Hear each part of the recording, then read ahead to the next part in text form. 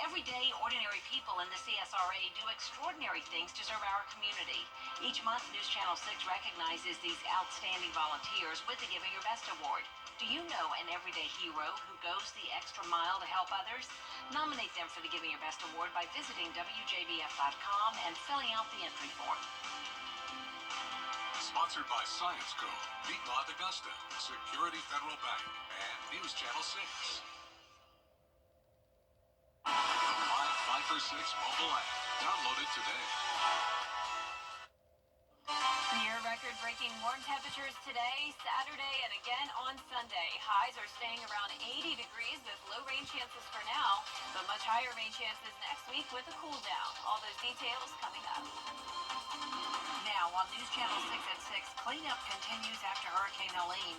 How the damage could affect your summer camping plans. As your News at 6 starts now. Live from Television Park, this is WJBF News Channel 6 at 6.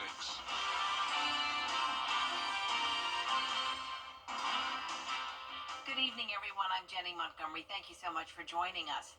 Coverage you can count on begins with bad news for local campers. A popular vacation spot for families is not open this year because of damage from Hurricane Helene. Kim Vickers has the details. Well, since the pandemic, camping has become a popular pastime for families during the summer. The Army Corps of Engineers has had to shut down all of its campgrounds because of the incredible damage done by Hurricane Helene. Many are wondering if they will ever reopen.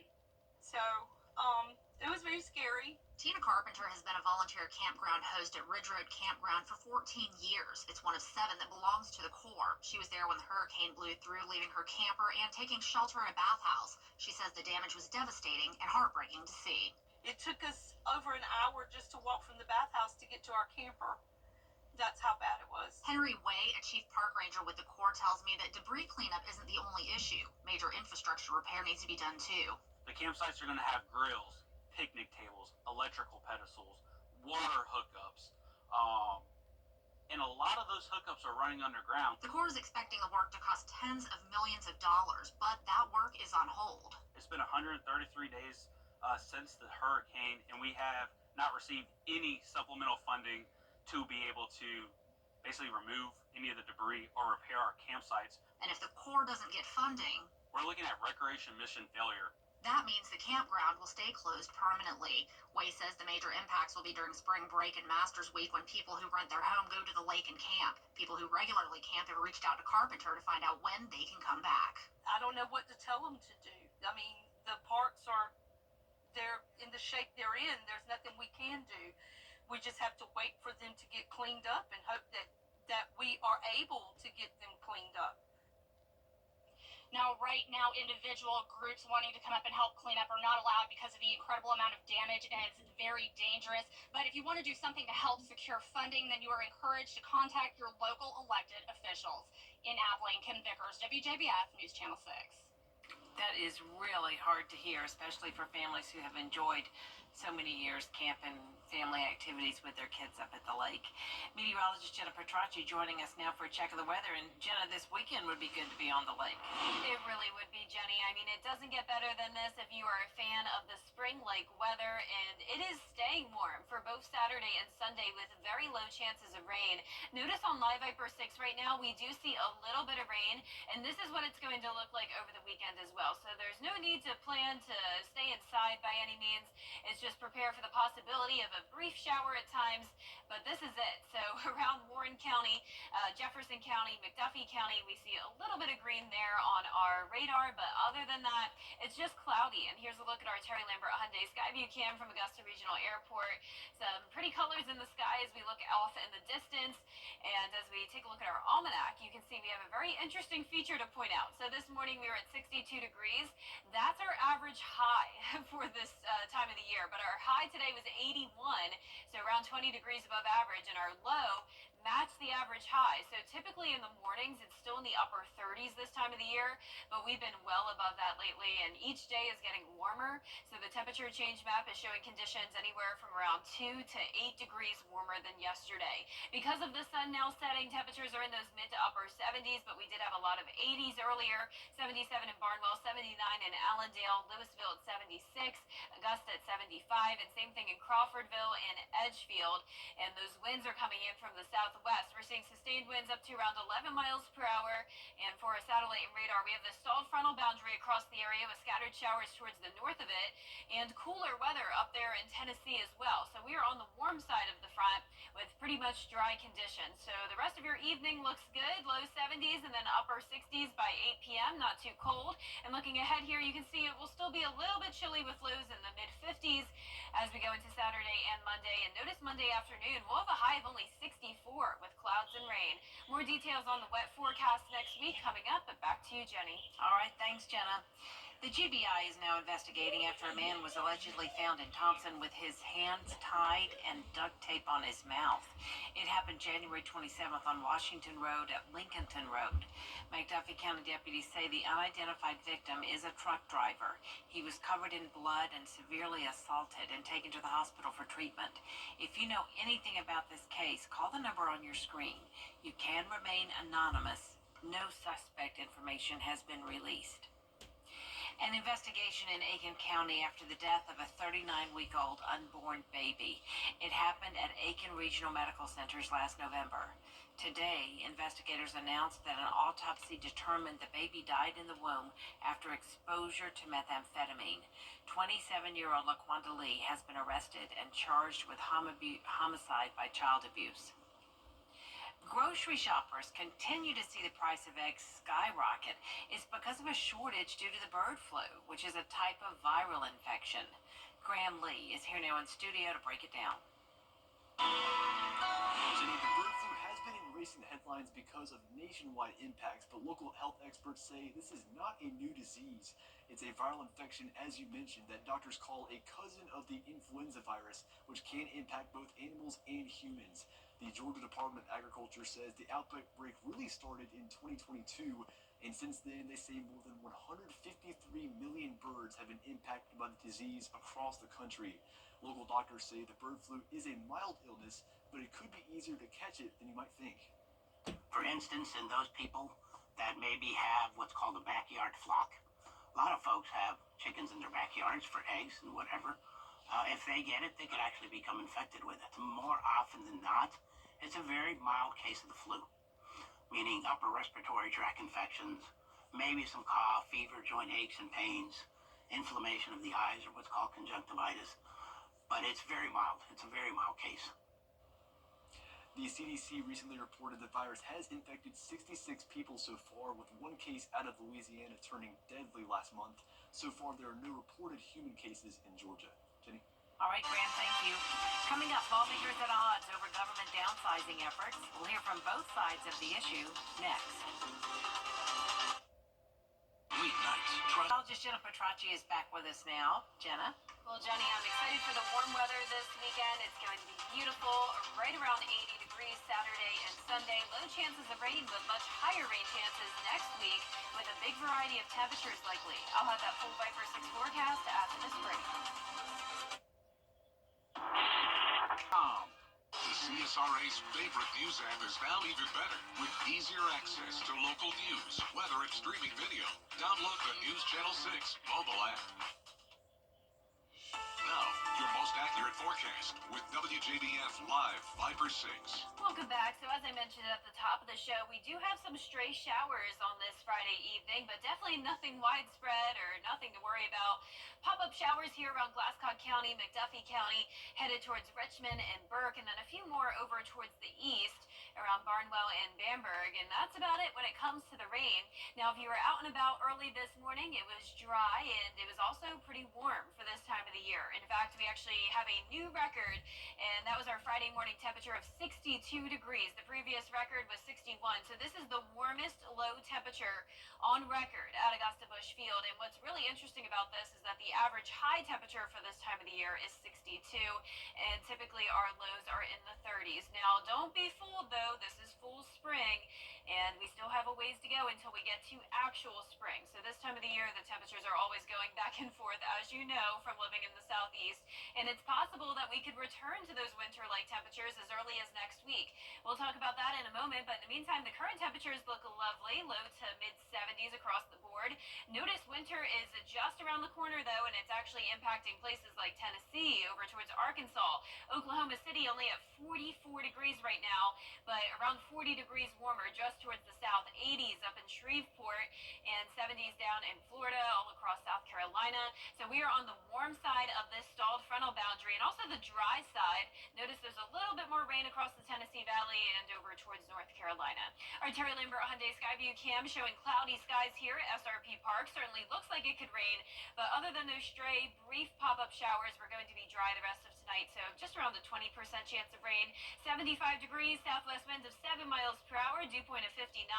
If you want to head out on Saturday and enjoy this warmer weather, definitely recommend it. We'll be sitting in those low 60s in the morning, so not even too cold. You really don't need to bundle up much. It will be a mostly cloudy start to the day, but we will have some periods of sunshine in the afternoon, so we'll call it partly cloudy for both Saturday and Sunday, with just that 10% chance of rain. Now, Sunday will be the warmest day with a high of 81. I am expecting that to tie our record set back in 1957, so likely another record-breaking temperature. Now, our futurecast is going to show some periods of cloud cover here and there. Here's tonight at 8 o'clock. We have a southwest wind, a little bit of green popping up at times on our radar, indicating that stray shower chance. And then we'll have another front approaching us. So as I mentioned, we'll have a little bit of sunshine throughout the day on Saturday, then back to clouds on Sunday morning as this cold front comes through. And behind that front, we will have some cooler air taking over for Monday. And then we'll just have this stalled front in the area over the next several days to come. And that will bring more widespread rain chances from Tuesday through Thursday of next week. And because of the placement of the front, that'll really determine what happens with the forecast next week. If that front moves a little further towards the south, we could see a lot more rain.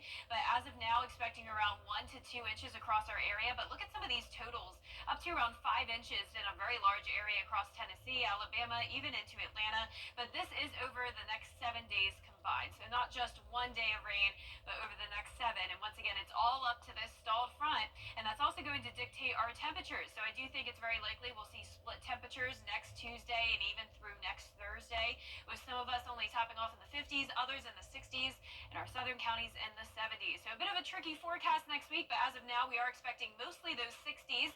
Nonetheless, it will be cooler than this week for sure, going down to 62 next Tuesday, and pretty much staying that same way through the rest of the week. Now, our highs tomorrow will be in the mid-70s towards the north, low 80s towards the south, low to upper 50s for those lows tonight. And that 10-day forecast is showing partly cloudy skies for now with the low rain chances, but mostly cloudy from Monday through Thursday of next week with the cooler weather and high chances of rain. Now, for your Valentine's Day forecast, it's looking pretty good. Just a 40% chance of rain, some sunshine at that point, and then even cooler as we get to President's Day. Now, congratulations to today's umbrella winner. That is Sonia Branson from Augusta. Sonia, you can pick up your umbrella here at the station and sign up to win yours on WJBF.com. All right, thank you, Jenna. Coming up, Horse Creek Academy celebrates their first ever athletic signing day. Hear from the 2 student athletes who signed their letters of intent in sport. Serious truck crash? The live 5 for 6 mobile app. Download it today. Now, WJBF sports coverage you can count on. For the first time in Horse Creek Academy history, 2 student athletes signed their letters of intent, taking their next step in their athletic and academic careers. Softball pitcher Adrian Beek committed to play at North Greenville University, while baseball catcher Caden Downey will be taking his talents to New River Community College. Students, faculty, families, teammates, and coaches celebrated their hard work and commitment that led both these student athletes to this very moment. It also serves as inspiration for future student athletes at Horse Creek. Started pitching when I was 8, and we didn't have a pitcher on the team, and they're like, all right, Adrian, you're up. And I was like, okay. And ever since, I've been a pitcher. I love the strikeouts, and I love the feeling of being there in the moment and having control of the game. It means a lot to me. I'm a part of something special. They took a lot of time out their day to set this up, so I really appreciate it. Shifting to the Diamond, college baseball returns to SRP Park. The showcase features the Georgia Southern Eagles and the Clemson Tigers. Clemson baseball has a rich history of success, most recently coming off a super regional appearance against Florida last season. They've made 46 NCAA tournament appearances and 12 College World Series trips. Tickets go on sale to the general public Friday, February 14th at 10 a.m. at the SRP Park box office and online. First pitch set for April 1st at 6:35 p.m. The USC Aiken softball team is already off to a 4-2 start, and this weekend promises to be one of the biggest in program history. On Sunday, the Pacers will play their first game in their brand new stadium when they host Francis Marion in a doubleheader. The new field is the latest addition to the athletic complex next to the Convocation Center. It features an AstroTurf field, which will make rainouts a thing of the past. There will be soon a new clubhouse for the team as well, and just a new era for Pacers softball. The permanent seating is not a bad seat for sure with this clear full net backstop. Easy parking. Our teams are going to benefit from a facility with synthetic turf that is not going to have a problem with rainouts. The only thing that should keep us from playing would be lightning. The Pacers will play 2 at North Greenville tomorrow. Sunday's first game starts at noon. USC Aiken will hold a formal grand opening of the stadium on April 5th. And more on the Pacers and everything else you need to know on the biggest sports weekend of the year. Get it started with our brand new show, 6 Sports Saturday. Gabriel Stovall and I will get you ready for the weekend ahead and take you behind the scenes to meet the people who make the big moments happen. 6 Sports Saturday premieres tomorrow morning at 9:30 a.m. right after Good Morning Augusta. All right, we're looking forward to that. Thank you, Gianna. Thank you. We'll be right back. Accidents happen on MeTV. It will be a nice warm weekend to be out and about with high temperatures right around 80 degrees, lows in the 50s to even around 60. Then we're cooling down a bit next week, mostly in the 60s, and we'll see clouds and some pretty high rain chances. Super Bowl weekend is upon us, and people can't wait to watch the big game. So, who are you rooting for? In one Augusta neighborhood, that would seem obvious. Out there somewhere with George Escala. In Augusta's Vineland neighborhood, the Super Bowl is more than just a game. I think it's exciting, and I'm rooting for Kansas.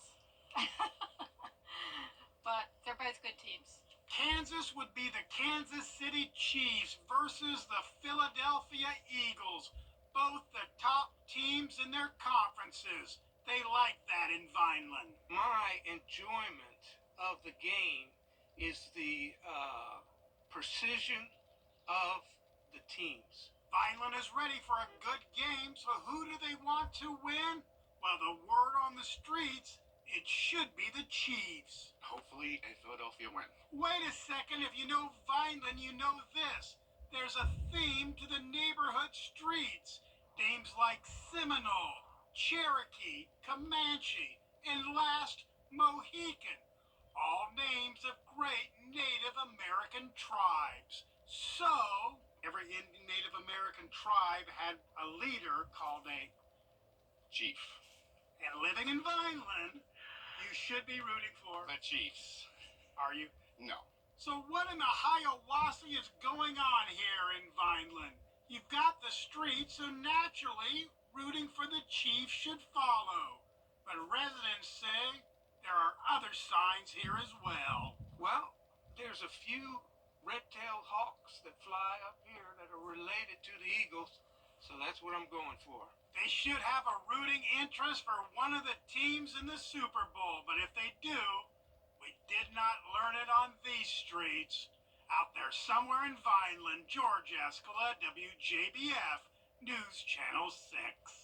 Okay, being from New Jersey, I can tell you that there's a Vineland, New Jersey, and a Cherokee, New Jersey. My Yep. parents went to Cherokee High School, so maybe that's why they're cheering for the Maybe Eagles. so. Maybe so. That's our report for now. News Channel 6 continues at 7 right after World News Tonight. We'll see you again at 11. Have a great evening.